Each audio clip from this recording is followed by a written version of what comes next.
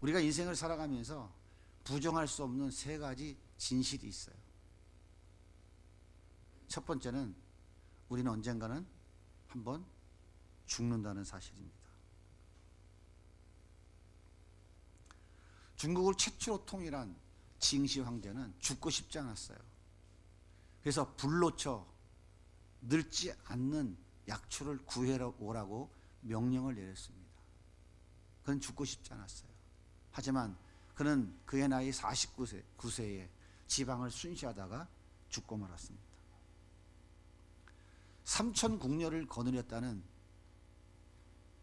풍문의 사나이 백제 의자왕, 그도 죽었습니다. 처첩을 1000명이나 거느리고 최고의 호화로운 삶을 살았던, 그리고 인류 역사상 다시는 이런 지혜로운 사람은 나타나지 않는다고 했던 솔로몬, 그도 죽었습니다. 대한민국 경제를 받치고 있는 삼성의 이병철, 현대의 정주영 회장도 죽었어요. 최고의 권력을 누렸던 전직 대통령들도 다 죽었습니다.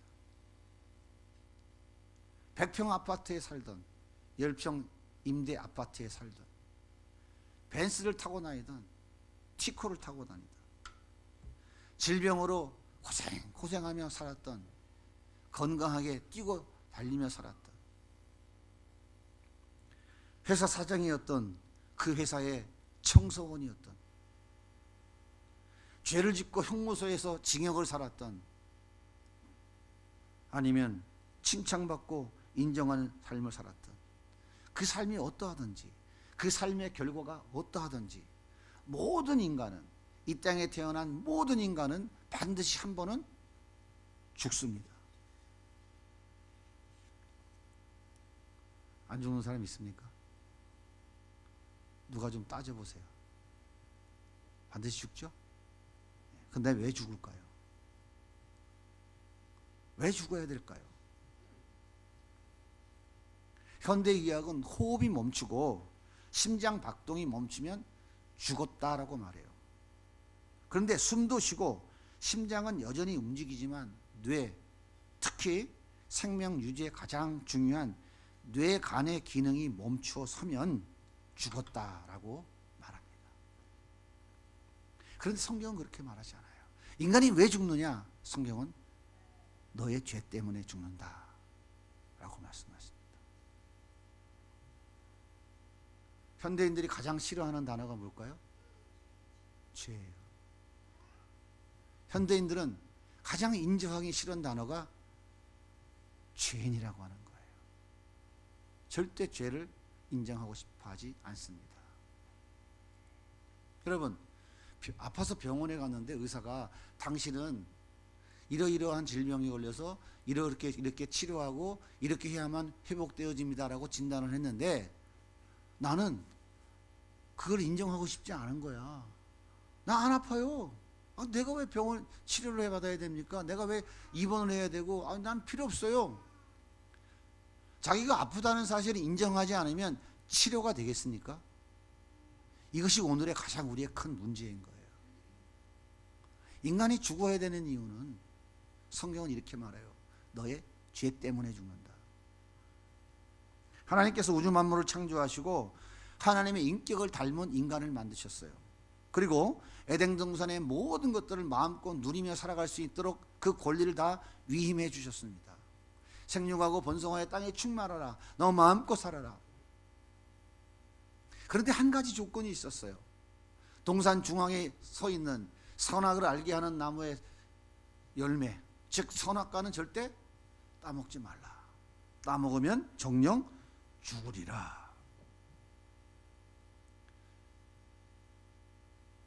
아담과 하와가 에덴 동산의 모든 것을 마음껏 누릴 수 있는데 그것은 자기가 만든 게 아니에요. 하나님 거예요. 근데 그것을 하나님께서 네 거라, 네 거야, 네가 마음껏 누려라고 다 위임해 주시면서 한 가지만 딱 말씀하셨어요. 선악과는 따먹지 마라. 너 이거 따먹으면 죽는다. 무슨 얘기일까요? 하나님은 창조주이시고 아담과 하와는 피조물인 거예요.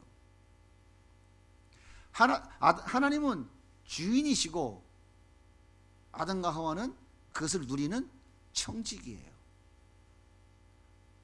그러니까 인간은 하나님과의 이 관계, 하나님은 창조주이시고 나는 피조물입니다. 하나님은 주인이시고 나는 종이고 맡긴 것을 누리는 청직입니다. 이 종속적인 관계를 깨트리지 않는 한 인간은 하나님이 부여해 주신 그 에덴 동산의 모든 풍요로운 것을 마음껏 누릴 수 있었어요. 아무 대가를 지불하지 않아요. 누릴 수 있어요. 행복한 삶을 살아갈 수 있어요. 그런데 이 아담과 하와는 너 이거 따먹으면 눈이 밝아져서 하나님같이 되는데 따먹어봐 라고 하는 사단의 미혹에 넘어지고 말았어요. 아담과 하와가 갈 수 있는 자리는 딱 한 군데밖에 없어요. 그 자리가 어디입니까? 하나님의 자리죠. 하나님 자리 이외에 아담과 하와는 다 누릴 수 있어요. 여러분, 범죄하기 전에 아담과 하와의 지능이 얼마나 탁월했을까요? 아인슈타인이 인간은 죽을 때까지 뇌를 3%밖에 못 쓴다면서요. 아담과 하와가 어느 정도냐면 그의 타락하기 전에 아담과 하와의 지혜와 지식과 지능이 지나가는 토끼를 보고 이리 와, 너는 이름이 토끼라고 하자. 토끼 같아요, 안 같아요?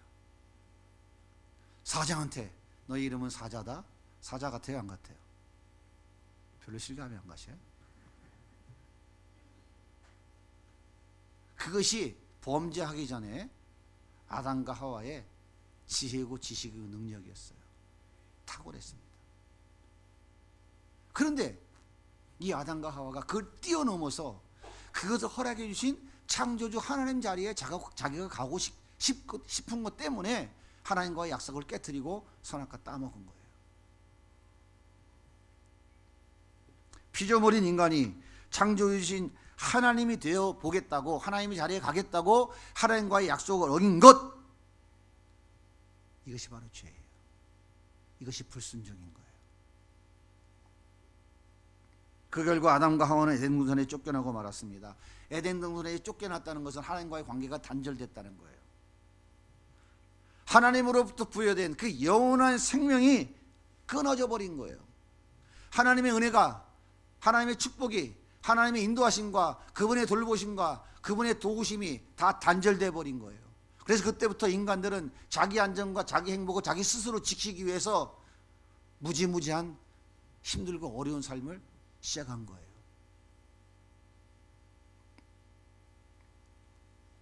인간이 죽은 것은 바로 이 죄 때문입니다.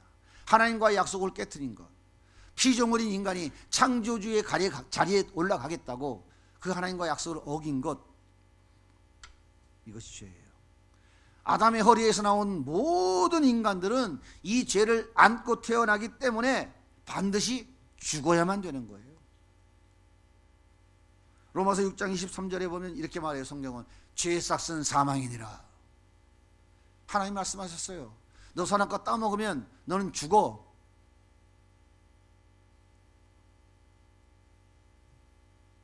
로마서 3장 10절에 보면 성경은 이렇게 기록합니다. 기록된 바 의인은 없나니 하나도 없으며 깨닫는 자도 없고 하나님을 찾는 자도 없고 다 치우쳐 함께 무익하게 되고 선을 행하는 자는 없나니 하나도 없다. 의인은 없나니 하나도 없다 그래요. 하나님을 찾는 자도 없고 선을 행한 자도 없는데 단 한 사람도 없다라고 성경은 단언하고 있어요. 그러니까 이 땅에 태어난 모든 인간들은 다 아담의 죄를 다 가지고 태어나는 죄인인 거예요. 저는 요즘 아이들을 보면서 저희 집에도 손주가 셋이잖아요. 저렇게 때를 쓰고 소리 지르고 막 뒤집어지는 거 저거 어디서 배웠나? 가르친 적 있어요? 나 없을 때 엄마 아빠가 가르쳤나? 그거 어디서 배운 거예요? 지가 뭐 달라는 거 안 주고 지 마음대로 안 해 막 소리 지르고 땡깡 놓고 하는 거 어디서 배운 거예요? 환경과 교육이 잘못돼서 그렇게 됐어요? 그게 바로 인간의 죄성인 거예요. 인간의 죄성.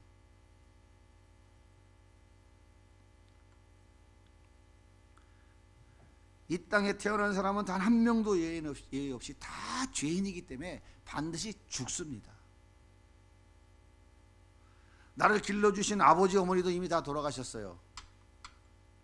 한교에서 신앙생활했던 우리 사랑하는 예수 가족들도 다 이미 천국 간 사람 많아요.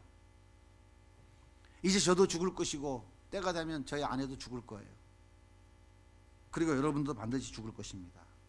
이 사실을 부정할 수 있겠습니까? 우리 인생에 부정할 수 없는 첫 번째 진실은 뭐냐? 우리 모두가 다 죽는다는 거예요. 그런데 중요한 것은 또 한 가지, 언제 죽을지는 모른다는 거예요. 올 때는 순서대로 차근차근 오지만 갈 때는 순서가 없습니다. 우리는 언제 어떤 일이 벌어질지 모르고 살아가요. 잠언 27장 1절에 보면 성경은 이렇게 말합니다. 같이 읽을게요. 너희는 내일 일을 자랑하지 말라. 하루 동안에 무슨 일이 날는지 내가 알 수 없느니라. 신소연 집사님, 그런 일이 생길 줄 아셨어요? 손에 마비가 오고 다리에 마비가 올 줄 몰랐죠. 알았으면 미리 병원 갔죠. 그게 바로 우리의 삶인 거예요. 인간들이 가장 어리석은 게 뭐냐면 잠시 후에 벌어질 일도 모르면서 영원히 살 것 같이 큰 소리 빵빵 치고 살아가는 것. 그것을 다른 말로 얘기하면 고집이라고 그러는 거예요. 아집이라고. 성경에 고집 부리고 아집 부리는 사람만큼 어리석은 자가 없다고 성경이 말하고 있어요. 순순히 예하고 순종하면 장도리로 맞는데 고집 부리면 뭘로 맞는다고요? 망치로 맞는다고. 더 고집 부리면 어떻게 한다고? 오한마로 터진다니까. 웃으시는 분들은 맞으려고 계속 하시는 분들인가요? 아니면 전과가 있어서 경험을 하신 분들인가요? 인간은 내일 일을 모릅니다. 야고보서 4장 14절에는 성경은 이렇게 말해요. 같이 또 읽어볼까요? 내일 일을 너희가 알지 못하는도다. 너희 생명이 무엇이냐? 너희는 잠깐 보이다가 없어지는 안개니라. 잠깐 있다가 없어지는 안개. 해 뜨면 다 없어지는 아침 이슬과 같은 존재라고 성경은 우리를 이렇게 말하는데, 우리는 뭐예요? 천년 만년 살 것 같이 큰 소리 빵빵 치며 살아가잖아요. 아니에요. 우리가 부정할 수 없는 두 번째 사실은 뭐냐면 우리는 반드시 죽는데 언제 죽을지는 모른다는 사실이에요. 그러면 죽으면 모든 것이 다 끝날까요? 그렇지 않습니다. 사람이 죽으면 죽음 이후에는 반드시 심판이 있다고 성경이 말씀하세요. 오늘 말씀 히브리서 9장 27절 같이 한번 읽어볼게요. 시작. 죽는 것은, 한 번 죽는 것은 사람에게 정해진 것이요 그 후에는 심판이 있으리. 네. 의학적 관점에서의 죽음은 심정지와 뇌사로 정의합니다. 그러나 성경은 영과 육이 분리되는 것을 죽음이라고 말해요. 우리 육은 흙으로 지어졌기 때문에 흙으로 돌아갑니다. 하지만 우리의 영은 절대 죽지 않습니다. 영원히 존재합니다. 그런데 우리의 영혼은 육과 영이 분리되어질 때에 그 다음에 반드시 심판을 받는다라고 성경이 말해요. 어떤 심판이냐? 예수 믿고 죽은 사람은 영원토록 천국에서 살아도 좋다고 하는 판결문을 받지만, 예수 믿지 않고 죽은 사람은 영원토록 불못에서 살아야 한다는 판결문을 받는다라고 말하는 것이 히브리서 9장 27절의 말씀입니다. 다시 말씀드리면 2000년 전 내 죄를 대신 갚아주시기 위해서 십자가에 죽으신 예수 그리스도를 믿는 사람은 쫓겨난 그 에덴 동산에, 다시 말하면 하나님 나라에 들어간다라고 하는 판결문을 받지만, 그 예수를 믿지 않는 사람들은 그 에덴 동산에 들어가지 못하고 그 죄에 대한 대가로 영원한 불못, 우리가 익히 잘 아는 지옥에 떨어지고 만다고 성경은 말씀하고 있어요. 우리는 언제 죽을지 몰라요. 그러나 반드시 한번 죽습니다. 죽음 이후에는 반드시 심판이 있습니다. 예수 믿는 자는 구원받고 예수 믿지 않는 자는 하나님의 무서운 심판, 저주를 받는다고 성경 우리에게 말씀하고 있어요. 자, 그러면 어떻게 해야 내 죄가 용서받고 구원받을 수 있을까요? 사도행전 16장 31절에 이렇게 말씀하십니다. 같이 읽겠습니다. 시작. 주 예수를 믿으라. 그래야만 너와 내 집이 구원을 받으리라. 예수 믿으면 너도 구원받고 너희 집도 구원받는다라고 말하는 거예요. 내 죄를 대신 갚아주시기 위해서 하나님께 반역한 그 죄, 하나님 되겠다고 선악 갖다 먹고 하나님 자리에 올라가려고 했다가 에덴 동산에 쫓겨난 그 죄, 이 무서운 반역죄, 불순종의 죄, 영원히 하나님의 심판받아야 될 이 죄, 갚을 길이 없어요. 인간은 자기 죄를 자기 힘과 자기 노력과 자기 애씀과 수고로 갚을 길이 없어요. 선한 일하고 착한 일 많이 한다고 해서, 보신을 많이 하고 방생 많이 한다고 해서 절대로 우리의 죄를 해결받을 수 없어요.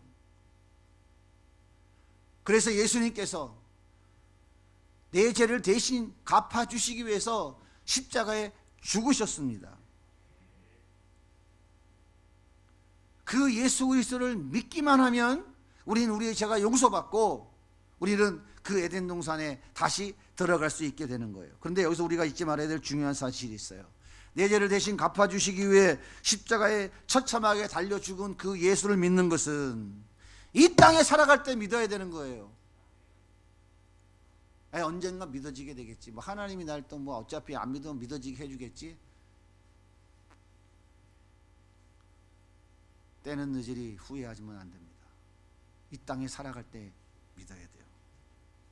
다시 말씀드리면 무슨 얘기냐면 죽은 후에는 절대로 예수님을 믿을 수가 없다는 사실이에요. 그러므로 예수 믿지 않고 지옥 간 사람은 어떤 방법으로도 천국에 갈 수 없어요. 인간이 원하는 다른 어떤 좋은 곳은 없습니다. 천국으로 가든지 아니면 지옥으로 가든지 둘 중에 한 군데만 있지 연옥이라는 건 없어요. 죽은 아버지 어머니를 위해서 내가 헌금을 많이 하고 뭐 금식을 하고 열심히 기도하면 지옥에 가는 아버지 어머니가 뭐 연옥으로 쑥 간다고요? 성경에 어디 그런 게 있습니까? 없어요. 누가복음에 보면 부자와 거지 나사로의 사건을 통해서도 성경 우리에게 분명히 가르쳐주고 있어요. 부자는 죽어서 어디 갔어요? 지옥에 갔고, 거지 나사로는 어디 갔어요? 죽어서 아브라함 품에 안겼어요. 놀랍습니다.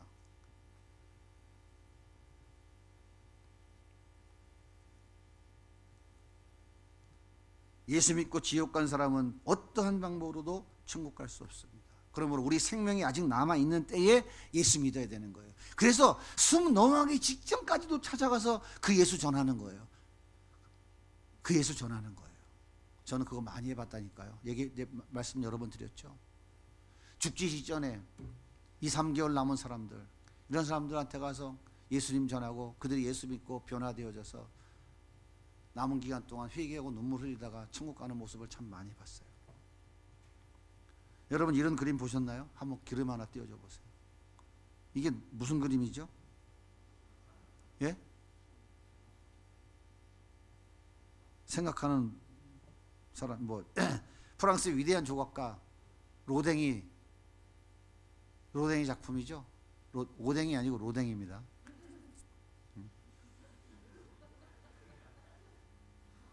오댕이 아니고 로댕이라고요. 이 조각상의 제목이 생각하는 사람이에요. 지옥문 앞에 도착한 이 사람이 내가 왜 지옥에 왔을까 지금 심각하게 고민하고 있는 거예요. 근데 때가 늦었습니까? 안 늦었습니까? 때가 늦었어요. 내가 왜 지옥에 왔을까? 지옥문 앞에서 아무리 고민하고 또 고민해도 이미 늦었습니다. 생각하려면 지금 해야 돼요. 지금 결단해야 됩니다. 신약성경 마태복음 18장 9절에 예수님께서 이렇게 말씀하세요. 같이 읽을게요. 만일 내 눈이 너를 범죄케 하거든 빼어내어버리라. 한 눈으로 영생에 들어가는 것이 두 눈을 가지고 지옥불에 던지는 것보다 나으니라. 무슨 말입니까? 지옥은 눈 하나 빼서라도 팔 하나 잘라서라도 절대로 들어가면 안 되는 곳이다 그 말이에요. 눈 빼고 팔 자르라는 얘기 아닙니다. 지옥은 절대 가서는 안 되는 곳이라고 말씀하는 거예요. 사랑하는 여러분, 저는 여러분에게 예수를 믿을 것인가 믿지 않을 것인가 선택하라고 말할 수 없어요. 예수 믿어도 없고 믿기 싫으면 그만두라고 말할 수는 없습니다. 여러분 이 컵에 독이 들었어요. 이게 독약입니다. 독약이 들었어요. 먹으면 죽습니다. 먹든지 안 먹든지 이건 당신의 선택이니까 알아서 해.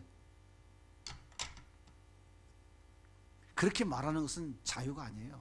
그건 인권도 아닙니다. 이것은 범죄 행위입니다. 이것은 기독교의 독선이 아니라 최고의 사랑인 거예요. 만약 이 독약이든 이 물컵을 여러분 중에 누가 먹겠다고 달려든다면 제가 어떻게 해야 되겠어요? 먹고 죽을래? 먹을래 먹어. 이래야 되겠어요? 아니면 절대 안 된다고 제가 말려야 되겠습니까? 그럴 수는 없잖아요. 그죠? 멱살을 잡고서라도 말려야죠. 내가 힘이 없어서 끌려가면 끌려가는 한이 때라도 말려야죠. 왜요? 그래야 그 사람 살 수 있기 때문에 그런 거예요. 이 물 마시면 뻔히 죽는 줄 알면서 어떻게 그냥 네가 알아서 선택하라고 내버려둘 수가 있겠습니까?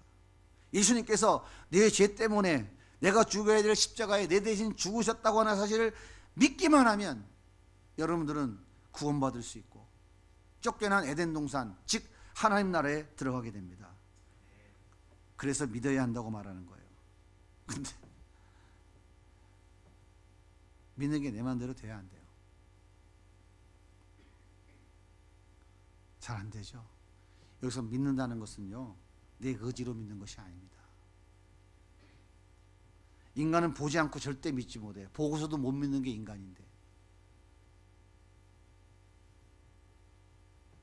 2000년 전 내 죄를 대신해서 십자가에 죽으셨다고 하는 저 갈보리 언덕에 달려 죽으셨다는 그 예수를 여러분이 본 적이 있습니까? 없잖아요. 근데 어떻게 믿을 수 있어요? 못 믿잖아요. 이게 아이러니 아닙니까? 그래서 믿는다는 것은 믿어지는 거예요. 내가 믿는 게 아니에요. 능동태가 아니라 믿어지는 수동태인 거예요. 누군가에 의하여 믿어지게 되는 것입니다. 제가 지금 전해드리는 말씀을 듣고 이상하게 거부감이 들지 않고 이상하게 믿어도 될 것 같고 믿어보고 싶은 마음이 드신다면 그것이 바로 누군가가 여러분에게 지금 믿어지게 해주고 있는 거예요. 그분이 바로 여러분에게 찾아오신 예수님입니다. 우리를 위해 십자가에 죽으신 그 예수님이에요. 그분이 찾아오셔서 여러분의 마음의 문을 두드리고 계신 거예요. 네 마음의 문을 열고 나를 받아들여라. 우리 마음의 문을 두드리고 계시는 거예요. 말 같지 않은 소리 하지 마세요. 아이 무슨 예수 믿으면 내 주먹이나 밀어라. 믿어지지 않는 거예요. 그런데 그 예수가 나를 위해서 십자가에 죽으셨다는 사실이 몰라. 내가 본 적이 없는데 나도 모르겠어. 나 같은 성격을 가진 사람이 그게 왜 믿어지는지 모르겠어. 내가 철저히 논리적인 사람이고 내가 얼마나 이성적인 사람인데 그게 왜 내 마음이 믿어지는지 나도 모르겠어. 부정을 못하겠어. 믿고 싶어졌어. 이게 내 의지로 하는 것이 아니라 나를 찾아오신 예수님, 그분이 내 마음의 문을 두드리고 있는 거예요. 요한복음 1장 12절에 성경이 이렇게 말합니다. 영접하는 자, 곧 그 이름을 믿는 자들에게는 하나님의 자녀가 되는 권세를 주셨으니. 영접하는 자, 마음의 문을 열고 나를 찾아오신, 나에게 지금 믿어지게 해주시는 그 예수님, 나의 마음을 두들기는 그 예수님을 내가 받아들이면, 아파트 문 열어드리고 어서 오세요 하고 영접하면 그것이 곧 뭐라고요? 그분을 믿는 거라고요. 내가 믿는 거예요? 그분이 믿어지게 해주시는 거예요. 그래서 신약성경 예배서 2장 8절에 보면 그것이 바로 하나님의 은혜라고 우리에게 가르쳐주고 있어요. 그것이 하나님의 은혜인 거예요. 우리가 예수 믿는다는 것은 절대 내 의지는 단 일도 없어요. 내 능력과 내 수고와 내 애씀은 단 일도 없어요. 그분이 믿어지게 해주시는 거예요. 저는 오늘 여러분에게 부정할 수 없는 세 가지에 대해서 말씀드렸습니다. 첫째는 이 땅에 태어난 인간은 반드시 죽는다는 거예요. 두 번째, 언제 죽을지는 모르지만 언제 죽을지는 아무도 모른다는 사실이에요. 그리고 세 번째, 죽음 후에는 반드시 심판이 있다는 것입니다. 예수 믿고 죽은 사람은 죄에서 구원받아 하나님 나라에 들어가는 판결문을 받게 되고, 예수 믿지 않고 죽은 사람들은 그 죄값으로 인해서 영원한 불보, 지옥 형벌을 받아야 하는 판결문을 받게 되는 거예요. 이게 심판이에요. 그런데 예수님께서 내 죄를 대신 갚아주시기 위해서 나 대신 십자가에 죽으셨다는 사실이 이상하게 거부하고 싶지 않고, 제가 이상하게라는 단어를 쓰는 줄 아세요? 자기 의지로 되는 게 아니기 때문에 이상하다, 이게 내가 왜 믿어지지? 이상하게 내가 왜 그 말을 듣는데 마음이 이상하게 감동이 되지? 왜 내 마음이 이렇게 슬프고 눈물이 날라 그러지?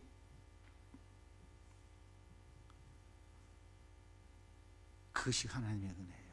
예수님이 찾아오신 거예요. 이때 여러분이 하셔야 될 일이 한 가지가 있어요. 이때 여러분이 하셔야 될 일이 한 가지가 있어요.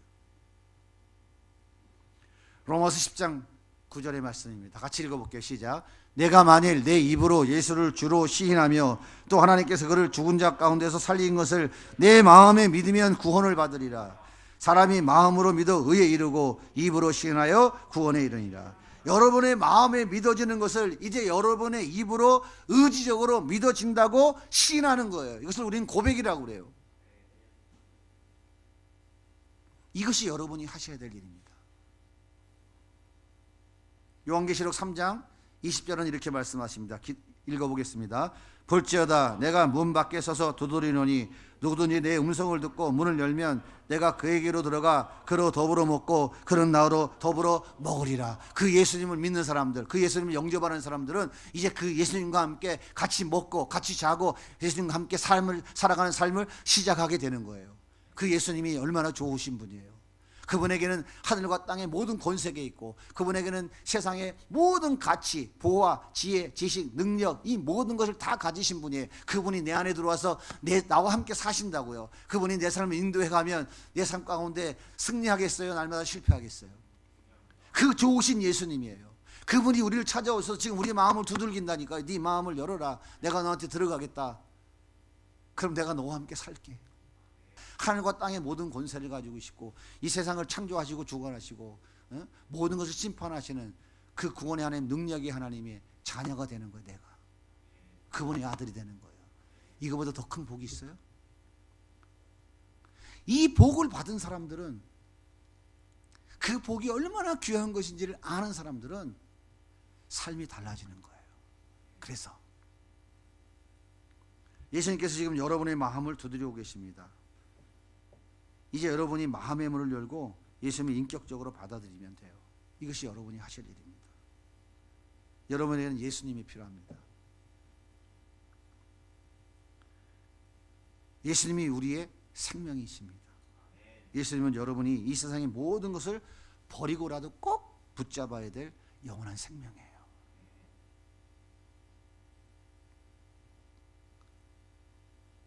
이 시간 함께 기도했으면 좋겠어요. 예수님 이미 영접하신 분들로 다시 한번 고백하시고, 그 예수님을 아직 영접하지 않으신 분들은 이 시간 그 예수님을 내 마음에 받아들이시고 영접하시기 바랍니다. 이것이 여러분에게 추수감사절에 일용할 양식을 받는 그 복보다 1000배, 10,000배 숫자로 헤아릴 수 없는 큰 복을 받게 되는 것입니다. 이 시간 우리 주님께서 여러분들 가운데 찾아오셔서 손을 내미시는 분이 있을 거예요. 그 내미는 손을 뿌리치지 마시고 손을 꼭 붙잡으시고 그 예수님을 영접하시기 바랍니다. 자, 이 시간 우리 같이 눈을 감고 기도하겠습니다. 저를 따라서 하세요. 이미 예수님을 영접하시고 신앙생활 열심히 하는 분도 마찬가지고, 오늘 이 복음을 듣고 그 예수님을 내게 영접하기를 원하시는 분들도 다 동일하게 한 목소리로 저를 따라 같이 기도하겠습니다. 하나님, 지금 예수 그리스도를 저의 주님으로 영접합니다. 이 시간 제 마음의 문을 엽니다. 저를 받아 주시옵소서. 저는 죄인입니다. 그동안 하나님을 거부하고 살아왔던 것을 회개합니다. 예수님께서 저의 죄 때문에 십자가의 죽으심을 믿습니다. 저의 죄를 용서하시고 하나님의 자녀로 삼아 주시옵소서. 이제부터는 예수님을 의지하고 살겠습니다. 제 인생의 주인 되셔서 저를 다스려 주시옵소서. 저를 주님이 원하는 사람으로 만들어 주옵소서. 예수님의 이름으로 기도합니다. 아멘. 할렐루야. 요한복음 5장 24절입니다. 같이 읽을게요. 시작. 내가 진실로 진실로 너희에게 이르노니 내 말을 듣고 또 나 보내신 이를 믿는 자는 영생을 얻었고 심판에 이르지 아니하나니 사망에서 생명으로 옮겼느니라. 여기는 세 가지 시제를 얘기하고 있어요. 말씀을 띄워놓으세요. 내 말을 듣고 나 보내신 이를 믿는 자는, 내 말은 예수님이에요. 지금 이거는 예수님 말씀하시는 거예요. 나 보내시는 이가 누굽니까? 예수님 이 땅에 보내시면 하나님이에요. 말을 듣고 보내신 이를 믿는 자는, 믿는 것은 뭐라고 했어요? 그분을 받아들이고 영접하는 거라 했죠. 나를 보내시니 또 내 말을 듣고 나 보내신 이를 믿는 자는 영생을 얻었고, 심판에 이르지 않아요. 영생을 얻었다는 얘기는 이거는 과거 완료예요. 과거 완료. 이미 영생을 얻었어요. 그 예수를 내 마음에 영접하는 순간 우리는 영생을 얻었어요. 심판에 이르지 않는다는 얘기는 앞으로 미래에 우리 영과 육이 분리되었을 때, 하나님 앞에 갔을 때 너는 지옥에 가라 하는 심판받지 않는다 그 말이에요. 그러니까 과거와 미래에, 그리고 사망에서 생명으로, 이것은 현재 완료예요. 현재 완료. 내가 그 예수를 영접하는 순간 우린 사망에서, 그 죄 가운데서 생명으로 옮겨진 거예요. 이것이 하나님 우리에게 하신 약속입니다. 믿는 자는 영생을 이미 얻었고, 심판에, 앞으로 있을 심판에 이르지 아니하고, 사망에서 생명으로 이미 옮겼어요. 현재 완료예요. 우리 동작이 다 끝나버렸어요. 우리는 이미 구원받은 하나님의 자녀가 된 것입니다. 그래서 영접하는 자, 곧 그 이름을 믿는 자들에게는 하나님의 자녀가 되는 권세를 주셨다라고 성경은 말하는 것입니다. 우리를 구원하신 하나님, 우리를 위하여 독생자를 주신 그 하나님, 창조주 하나님, 우리의 생사 화복을 주관하시는 그 능력의 하나님이 우리 아버지가 되시면 우리가 이 땅에 살아가는 삶이 행복하겠어요? 불행하겠어요? 설사 이 땅의 삶이 조금 힘들고 어려워도 우리는 그 영원한 하나님 나라를 소유하고 살아가는 사람이 되는 것입니다. 이렇게 예수님을 영접한 사람들, 그 예수를 믿는다고 고백하는 사람들이 할 일이 있습니다. 이제부터는 하나님의 자녀예요. 세상에 내 멋대로 살아왔던 공중의 권세자본 사단의 종로를 타는 사람이 아니라 이제는 하나님의 자녀가 됐어요. 그러니까 하나님 자녀답게 살아가야 되겠죠. 내 마음대로 내 멋대로 살아가던 삶을 버리고 하나님 말씀대로 순종하는 삶을 살아가야 되는 거예요. 우리가 진정 예수 믿고 구원받았다면, 하나님의 자녀가 되었다면 이제는 내 멋대로 살아가는 삶을 버려야 돼요. 하나님 자녀답게 살아가야 된다 하는 얘기예요. 하나님의 자녀로 살아가는 사람들은, 예수님 영접하고 이제 하나님의 자녀로 살아가기로 결단한 사람들은 꼭 해야 될 일이 있어요. 하나님 말씀대로 순종하며 살아가야 돼요. 그 첫 번째가 뭐냐면 주일에 드리는 예배를 생명처럼 여겨야 돼요. 하나님 앞에 예배 드리지 않는 사람이 무슨, 쉽게 말하면 이런 얘기예요. 이건 예가 좀 맞을지 안 맞을지 모르겠지만, 자, 아버지를 끔찍하게 사랑하는 사람이야. 예수 안 믿는 사람이야. 제삿날 제사 지내야 안 지내요? 지내야 안 지내요? 그죠? 내 육신의 아버지, 나를 낳고 길러주시고 나를 먹여 살리고 해주신 그 고마운 사랑하는 아버지를 위해서도 때만 되면 제사 지내잖아요. 나를 영원한 죄악 가운데 건져서 그 죄를 사해 주시고 하나님의 나라로 나를 갈 수 있도록 은혜를 베풀어 주신 그 아버지, 하늘에 계신 나의 그 하나님 아버지가 주일이면 나와서 예배 드리라고, 안식일을 기억하여 거룩하게 지키라고 말씀하셨는데 그날은 안 해도 돼요? 생각해 보세요. 안 해도 돼요? 그래서 우리가 진짜 예수를 영접하고 하나님의 자녀로 살아가기로 결단했다면 안식일을 기억하여 거룩하게 지키라, 나의 아버지가 원하시는 그 예배, 그분을 찬양하는 이 예배를 잘 지키셔야 돼요. 그때 하나님께서 복을 주신다고 약속하셨습니다. 그리고 성경을 말씀을 읽고 묵상하고 성도들과 교제를 하면서 하나님을 사랑하고 이웃 사랑하는 삶을 살아가려고 하는 노력의 애씀과 수고를 시작해야 되는 것입니다. 그럼 이렇게 따지고 싶죠. 목사님, 그럼 예수 믿으면 복 받고 부자 되고 잘 사나요? 그런 건 없어요, 성경에. 그건 하나님이 도움으로 주시는 거예요. 예수를 영접하고 그 예수님의 하나님의 자녀로 삶을 살아가는다고 하는 것은 이 땅에서 그분과 함께 동행하면서 똑같은 환경이지만 기쁨으로 살아갈 수 있어요. 그분과 함께 살아가면 어렵고 힘든 고난도 할렐루야 찬송하며 살아갈 수 있어요.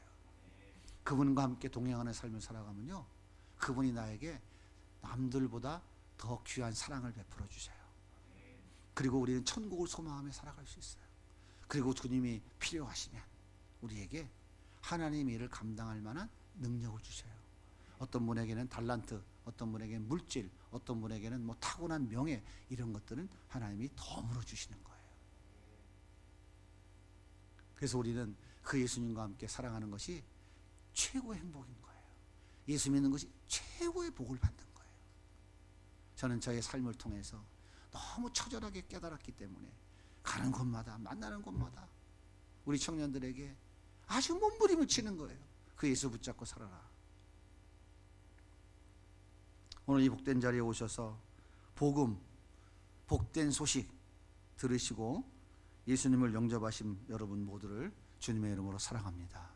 그리고 그 복음을 이미 들으시고 열심히 따라해 주님과 동행하는 삶을 사랑하는 모든 성도님들 역시 사랑하고 축복합니다.